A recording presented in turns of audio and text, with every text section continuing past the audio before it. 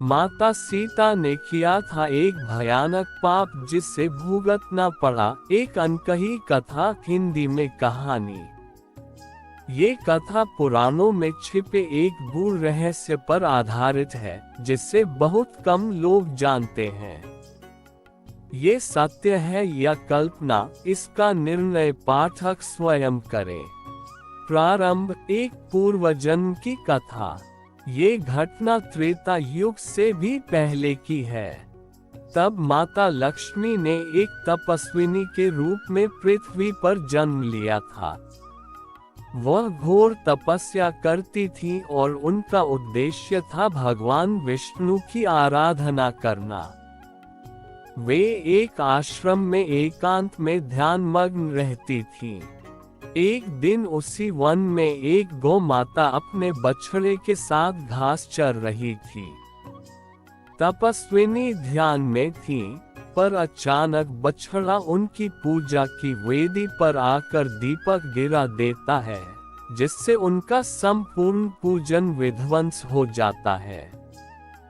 क्रोध में आकर तपस्विनी उस बछड़े को श्राप दे देती है, तू और तेरी माता अगले जन्म में मुझे भयंकर दुख का कारण बनोगी। गौ माता ने रोते हुए क्षमा मांगी। तब तपस्विनी का हृदय पिघला और उन्होंने कहा, तुम दोनों मेरे अगले जन्म में भी आओगी, लेकिन एक दिन मेरी मुक्ति का कारण भी बनोगी। त्रेता युग, सीता का जन्म और अग्नि परीक्षा। वही तपस्विनी अगले जन्म में माता सीता बनी। वह पृथ्वी की कोख से उत्पन्न हुई, क्योंकि वे स्वयं भूलोक की कन्या थी।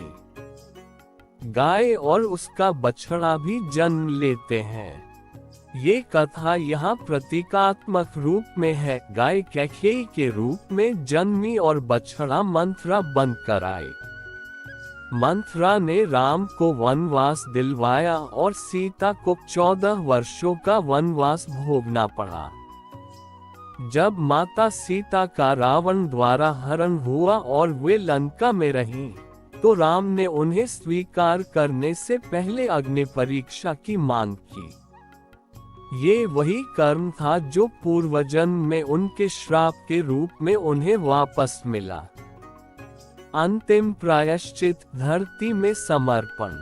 जब लव कुश ने पूरी रामायण कथा सुनाई और राम ने सीता को वापस स्वीकार करना चाहा, तो सीता ने पृथ्वी माता से प्रार्थना की, यदि मैंने जीवन में कभी कोई पाप नहीं किया तो मुझे अपनी गोद में समा लेने की अनुमति दो। पृथ्वी माता ने उन्हें तुरंत अपने भीतर समा लिया। ये वही मुक्ति थी जिसकी भविष्यवाणी तपस्विनी ने गौ माता को दी थी कि वे एक दिन उनके मोक्ष का कारण बनेंगी। निष्कर्ष क्या था वह पाप? माता सीता ने जो पाप किया वह पूर्वजन्म में क्रोधवश एक मासूम बछड़े को श्राप देना था।